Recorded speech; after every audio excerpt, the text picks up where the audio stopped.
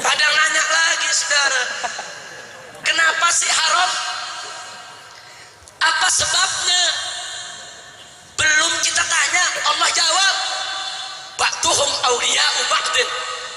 Sebagian mereka merupakan pelindung, penolong, pemimpin bagi sebagian yang lainnya. Isyaratun ilahiyah.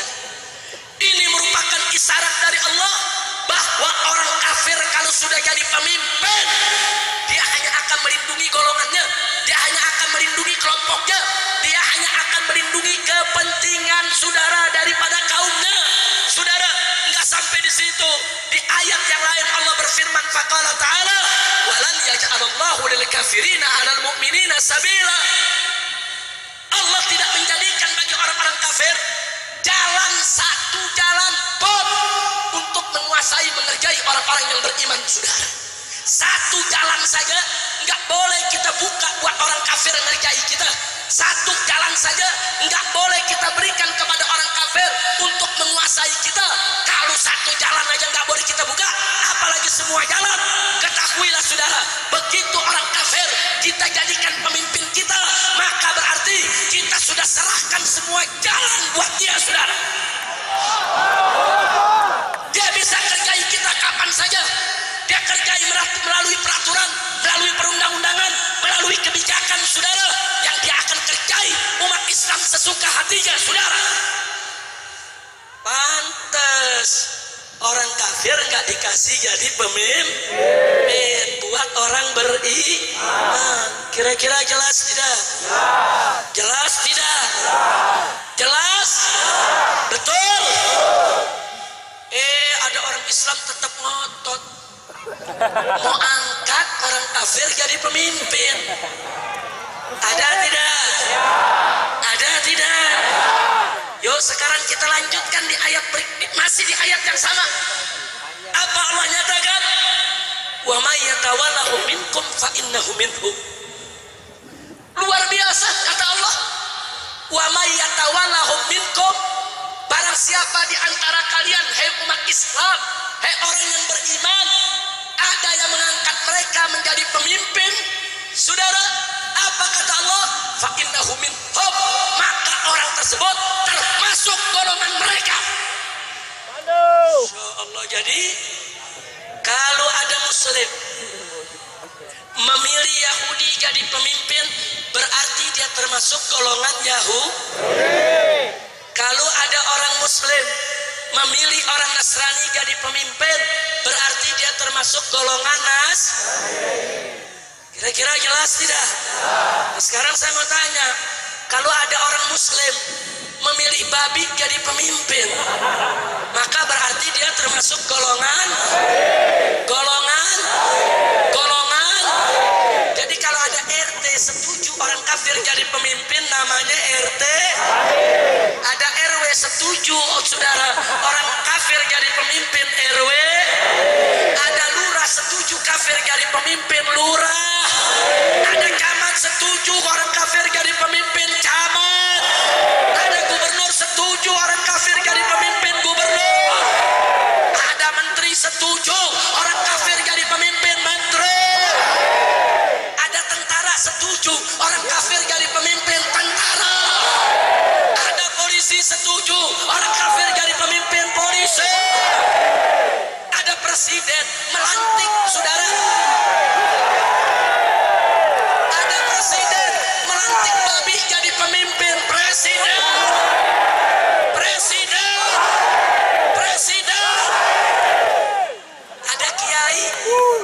Ada kiai setuju babi jadi pemimpin, kiai. Ada Habib setuju babi jadi pemimpin, Habib.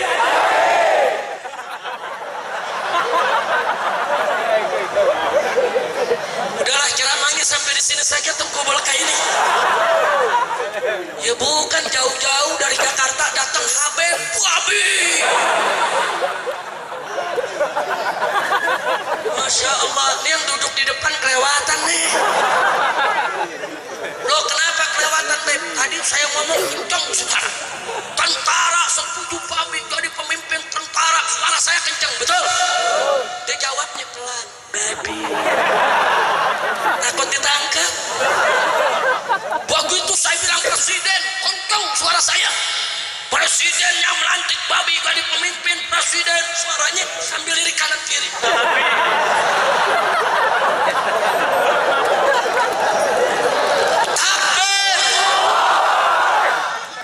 Giliran saya tanya pelan, nanyanya pelan. Habib yang setuju babi jadi pemimpin, Habib kencang jawabnya, babi. Giliran ngatain Habib babi, berani lo. Allah, kacau tidak? Kacau tidak? Nah, tapi di sini para tuan guru, para tengku, para habib, para sayyid jangan tersinggung. Sengaja saya sebut kiai, tuan guru, habib supaya adil. Betul? Pertama supaya adil, kedua supaya selesai acara saya nggak ditangkap polisi. Loh kok begitu, Beb? Kalau saya nggak sebut kiai, saya nggak sebut habib, turun dari sini ditangkap sama polisi. Nanti polisi bilang, Pak Habib datang dulu ke kantor Polres. Wow. Ada apa, Pak? Habib sudah menghina pejabat. Wow. Dari RT sampai presiden semua dikatakan babi. Wow.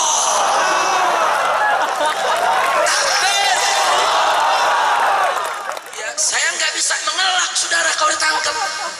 Tapi kalau saya sebut kiai sama Habib, saya bisa protes. Habib, ayo. Habib sudah menghina pejabat. Loh, kenapa, Pak? Tadi Habib bilang menteri, tentara, polisi, presiden semua kalau dukung babi jadi pemimpin adalah babi. Saya bilang, lah kan kiai sama Habib gua sebut juga. Betul? Betul? Takbir. Adil tidak? Adil tidak?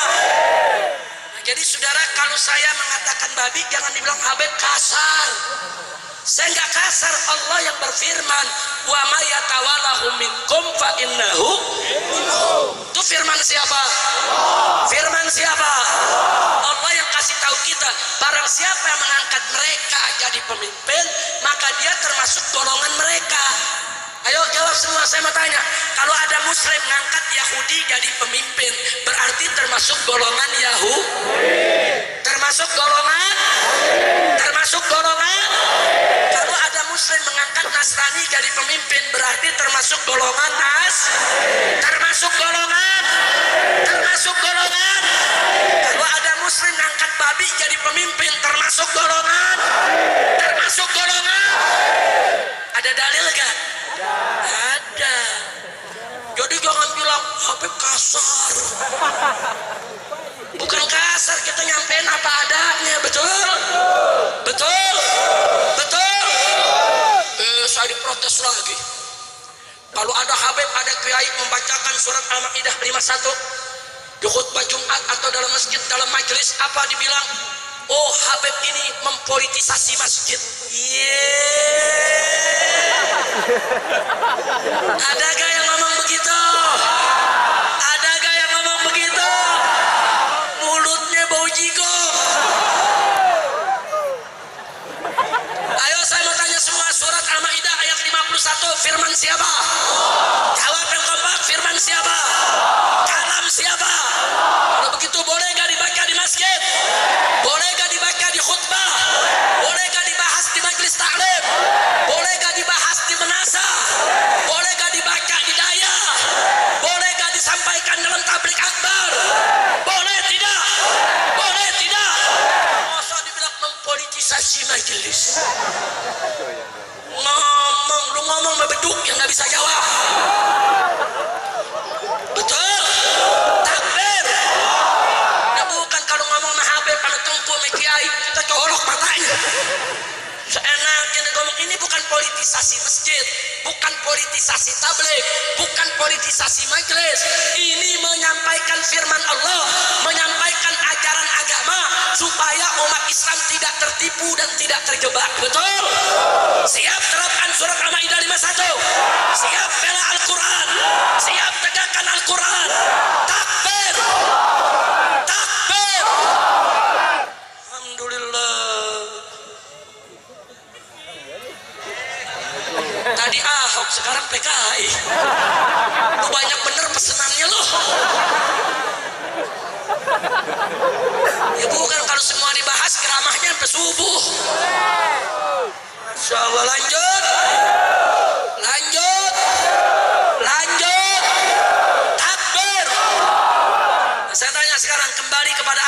bahas tadi, siap tegakkan hukum Allah? Siap tegakkan hukum Al-Quran? Baik, tancapkan baik-baik bahwa ayat suci akan selalu ada di atas ayat konstitusi. Betul? Mana lebih tinggi, konstitusi atau ayat suci? Mana lebih tinggi, konstitusi atau Al-Quran? Yakin? Percaya? Betul?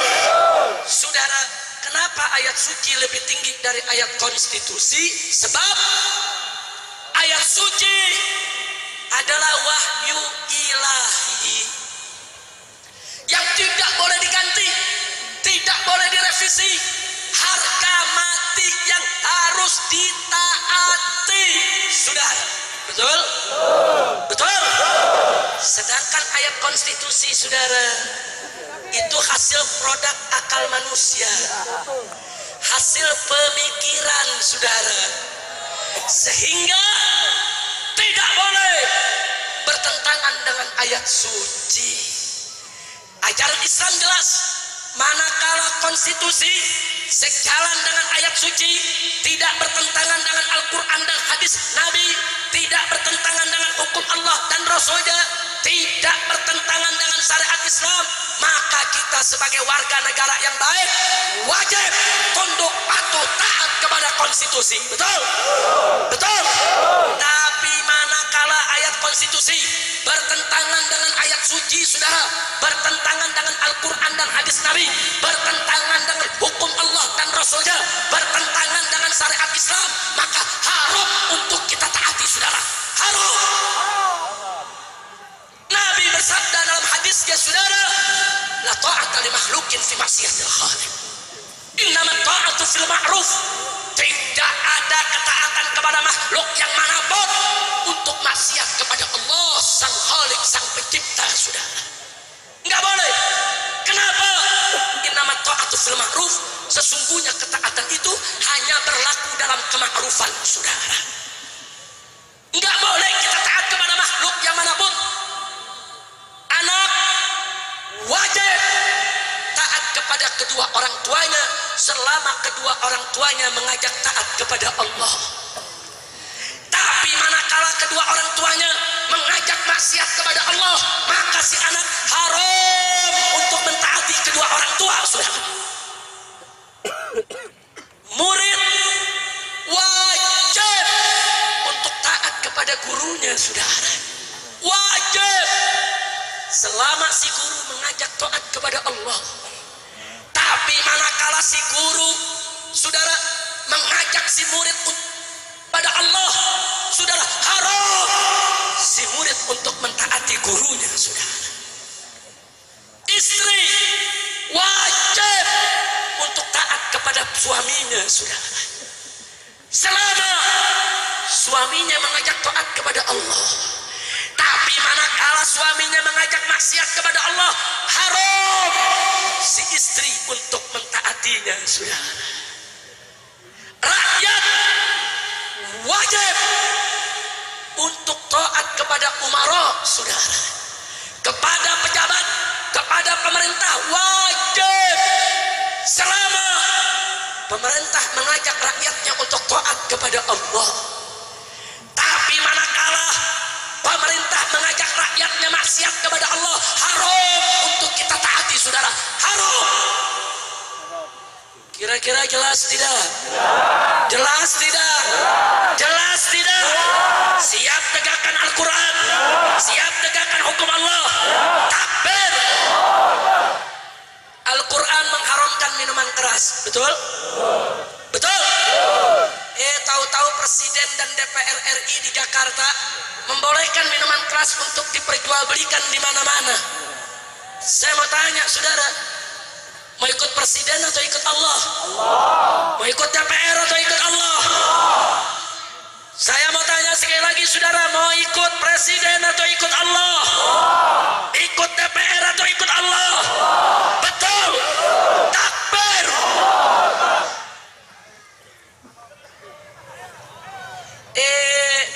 Saya ditakut-takutin. Habib Rizik kalau mengajak masyarakat tidak taat kepada presiden, Habib Rizik akan masuk penjara. Takut. Takut.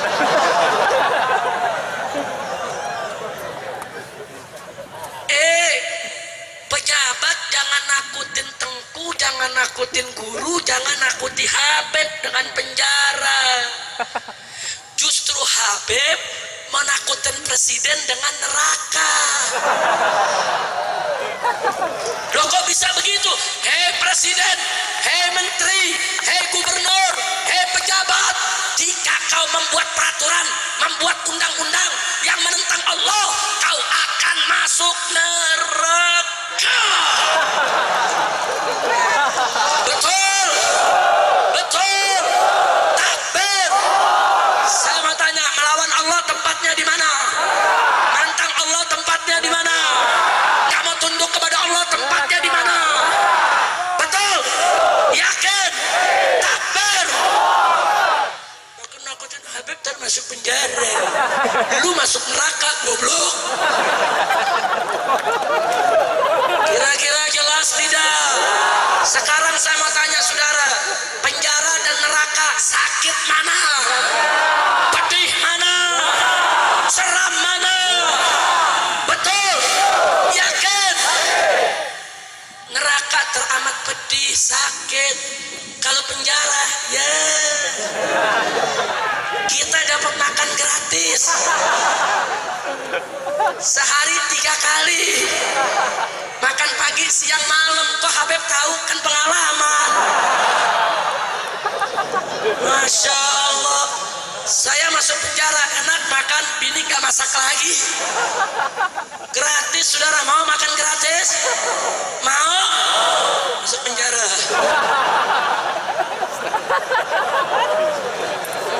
Ya tapi masuk penjaranya jangan gara-gara maksiat, betul? Wah, ada seorang bapak anaknya masuk penjara, ditanya, Pak, kenapa anakmu masuk penjara? Iya, gara-gara nyolong sendal di masjid. Malu tidak? Malu tidak? Ibu, kenapa anaknya masuk penjara? Iya, gara-gara narkoba. Malu tidak? Malu tidak? Malu tidak? Ibu, kalau suaminya kenapa masuk penjara? Gara-gara korupsi. Iya. Malu tidak? Malu tidak?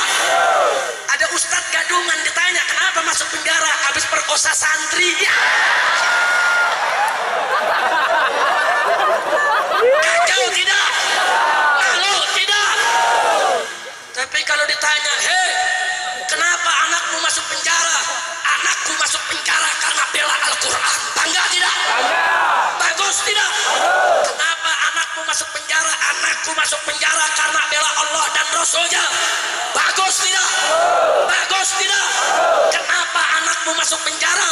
Anakku masuk penjara karena melawan judi dan minuman keras. Bagus tidak? Bagus tidak? Takbir. Makanya masuk penjara. Jadi kalau saya bilang masuk penjara, maksudnya berjuang, walaupun resikonya masuk penjara. Kira-kira jelas tidak? Jelas tidak? Saya tanya sekali lagi, siap bela Al-Quran? Siap bela Allah? Siap bela Rasul? Takbir. Itulah sebabnya saudara, kenapa kami menolak di Jakarta orang kafir jadi gubernur.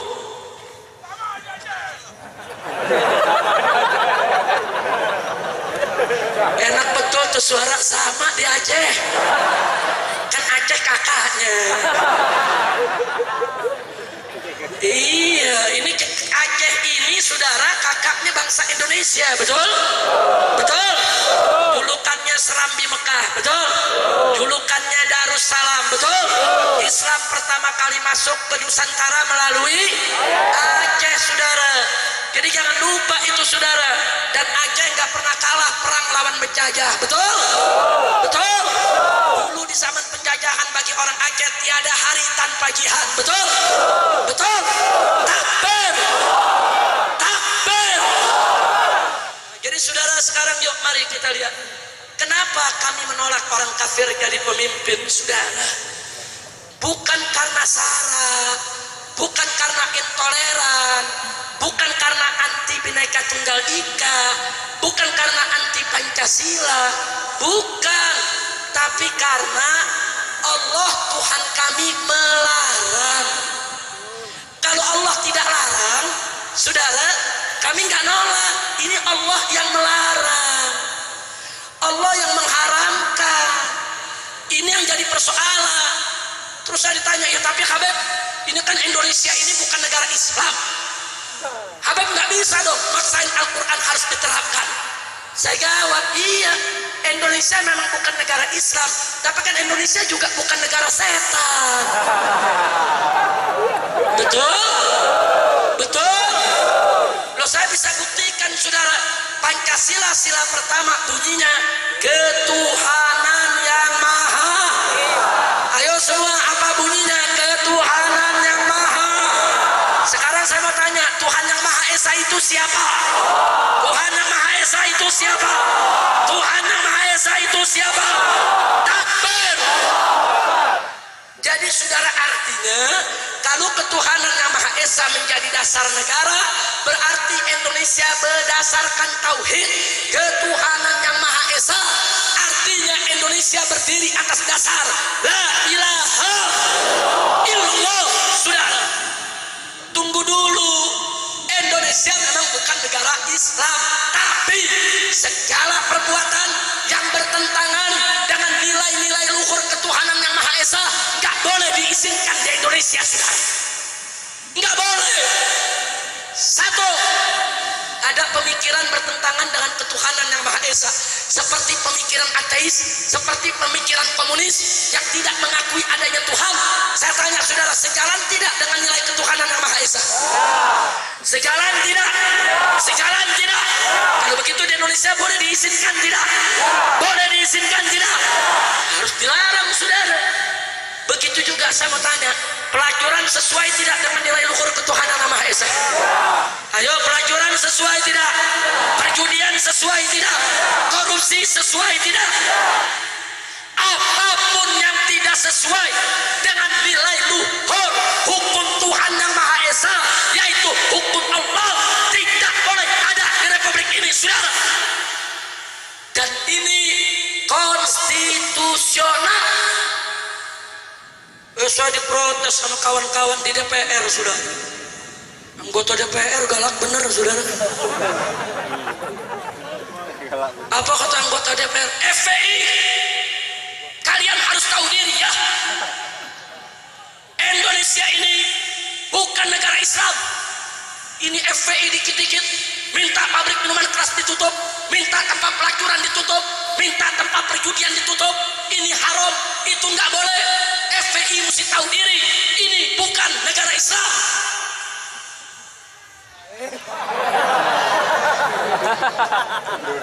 Galak benar, saudara. Jawab jangan. Jawab jangan. Kita sudah jawab depan mereka. Apa kita jawab? Hei, anggota DPR yang terhormat. Takbir. Indonesia ini memang bukan negara Islam, tapi Indonesia berketuhanan. Betul? Jadi kalau kalian, hai anggota DPR, tetap ngotot ingin melegalkan judi, melegalkan minuman keras, melokalisasi pelacuran, maka ganti dulu sila pertama Pancasila dari ketuhanan yang Maha Esa menjadi kesetanan yang luar biasa. Betul? Betul? Karena nggak bisa dong Pancasila satu, ketuhanan yang Maha Esa, lote di mana-mana. Kacau tidak? Kacau tidak? Mestinya Pancasila satu, ketuhanan yang Maha Esa, judi tidak ada, arak tidak ada, pelacuran tidak ada. Betul? Takbir. Enggak, anggota DPR nggak bisa jawab.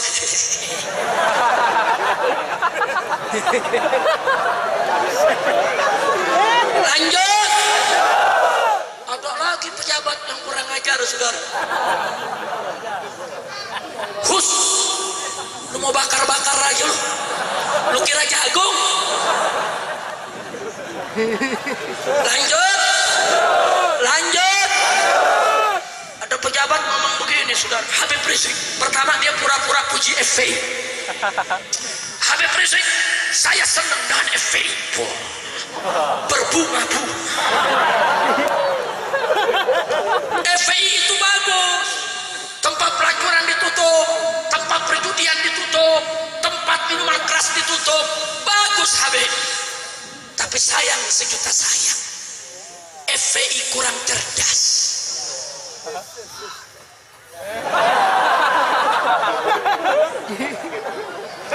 Kurang cerdas. Saya tanya kurang cerdasnya di mana? Apa dia bilang? Buat apa Habib itu dengan laskar menutup tempat pelacuran kalau ternyata tidak memberikan solusi? Mestinya habis ditutup itu tempat pelacuran, kumpulkan itu lonte-lontenya, kawinkan dengan laskar.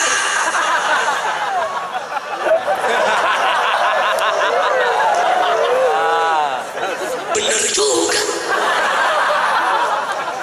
supaya nggak jadi lonte lagi.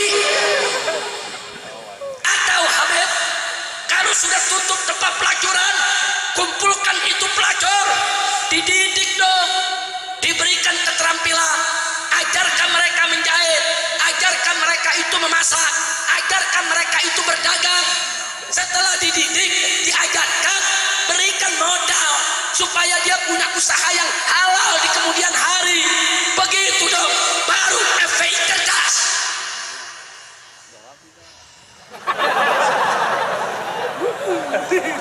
Jawab jangan. Jawab jangan. Jawabnya gampang. Saya bilang, Pak, kalau semuanya FPI yang kerjain, pejabat tugasnya apa? Enak betul tuh pejabat, saudara. Suruh baca Undang-Undang Dasar 1945. Itu tugas mencerdaskan bangsa, melindungi anak yatim, saudara, meningkatkan kesejahteraan orang miskin. Itu tugas negara, tugas pemerintah, bukan tugas ulama. Betul? Betul. Nah sekarang, saudara, yang nutup tempat pelacurannya ulama, saudara. Kemudian yang didik pelacurnya ulama, yang kasih modalnya ulama. Ya kalau begitu pemerintah bubar saja. Setuju. Setuju. Takbir. Akhirnya saya bilang ke dia, cuma ada dua pilihan, pemerintah bubar atau serahkan negara kepada FPI. Takbir. Kalau negara diserahkan ke FPI, kita kerjakan itu, saudara. Tutup tempat pelacurannya, didik para pelacurnya, berikan keterampilan, berikan modal, suruh berdagang supaya tidak jadi pelacur lagi. Betul? Betul? Kasih buih negara. Kira-kira jelas gak? Jelas gak? Ngomong Habib FPI gak cerdas. Lalu kerjanya apa ya, goblok? Kira-kira jelas tidak? Paham tidak? Betul? Takbir. Takbir. Saya diprotes lagi, tapi udah jam berapa nih? Berapa lanjut? Udah malam. Terus sampai pagi. Betul. Ente sampai pagi belum pulang. Masya Allah. Baik saudara.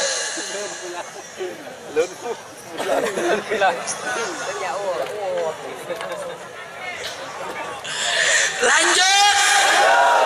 Lanjut Kiai.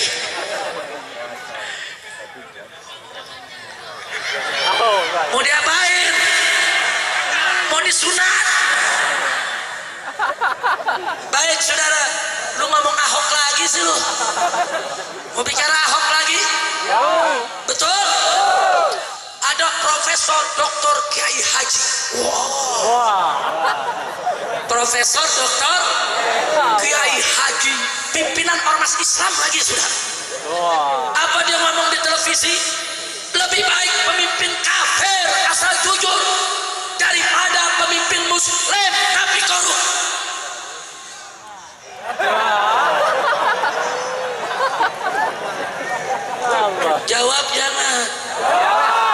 Jawab jangan.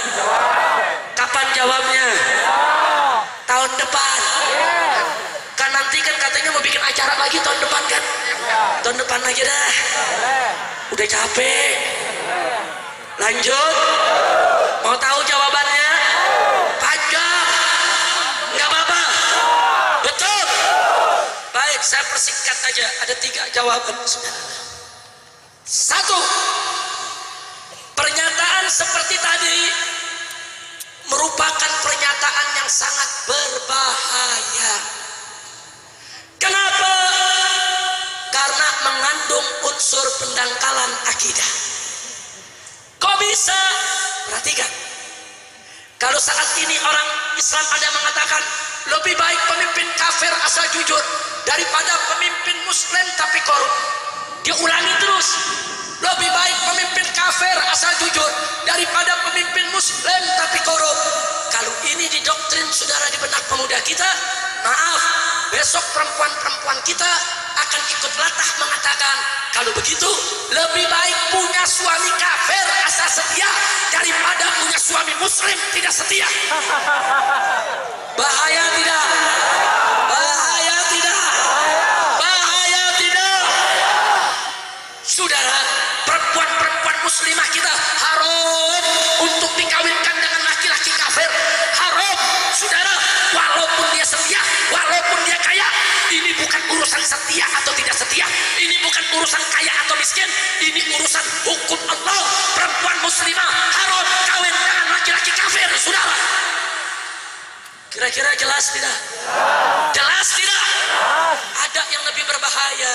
Kalau anak-anak muda kita mengatakan lebih baik pemimpin kafir asal jujur daripada pemimpin muslim tapi korup, saudara, besok anak muda kita akan mengatakan kalau begitu lebih baik jadi orang kafir asal kaya daripada jadi orang muslim tapi miskin.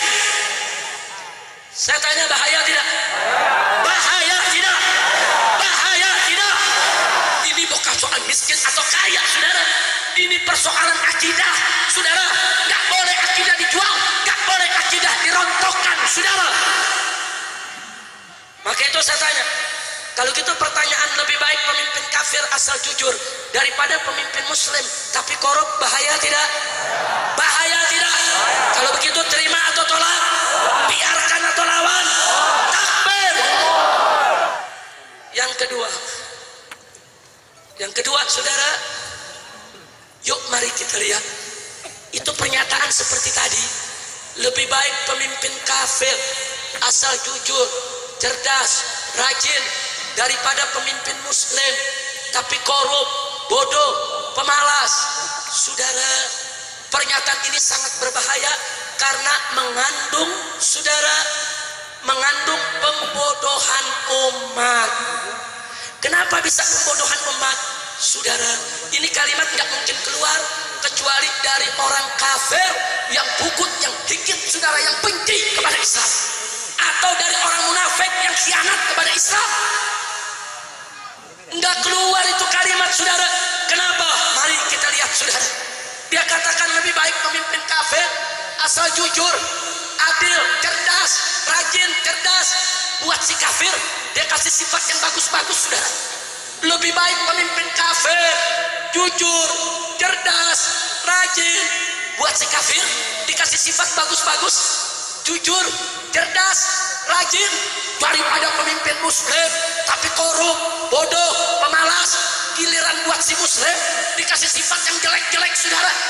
Bodoh lah, korup lah, pemalas lah, kurang ajar. Dan saudara, kalimat ini berbahaya. Kenapa? Dia ingin memberikan kesan kepada masyarakat, kepada publik, seolah-olah pemimpin kafir bagus semua, seolah-olah pemimpin muslim jelek semua, kurang ajar. Maka itu saya mau tanya semua, jawab yang kompak, saudara. Pemimpin muslim di negeri kita yang bagus banyak tidak? Jawab yang kompak. Pejabat yang baik banyak tidak? Yang jujur banyak tidak? Yang cerdas banyak tidak? Yang rajin banyak tidak? Yang bersih banyak tidak? Takbir. Nah, sekarang saya mau tanya lagi, saudara, pejabat kafir yang bejat banyak tidak? Jawab yang kompak. Pejabat kafir yang bejat banyak tidak? Yang korup banyak tidak? Yang kotor banyak tidak? Islam, saudara? Kenapa dia tidak mengatakan lebih baik pemimpin muslim jujur daripada pemimpin kafir korup? Kenapa dia nggak bicara begitu, saudara? Kenapa dibalik? Kenapa lebih baik pemimpin kafir asal jujur daripada pemimpin muslim tapi korup? Ini penghinaan untuk Islam, ini penghinaan untuk umat Islam. Saya tidak ridho untuk menerimanya, saudara. Betul. Begitu saya mau tanya saudara, kalimat tadi berbahaya tidak? Terima atau tolak? Terima atau tolak? Biarkan atau lawan? Takbir. Yang ketiga, saudara.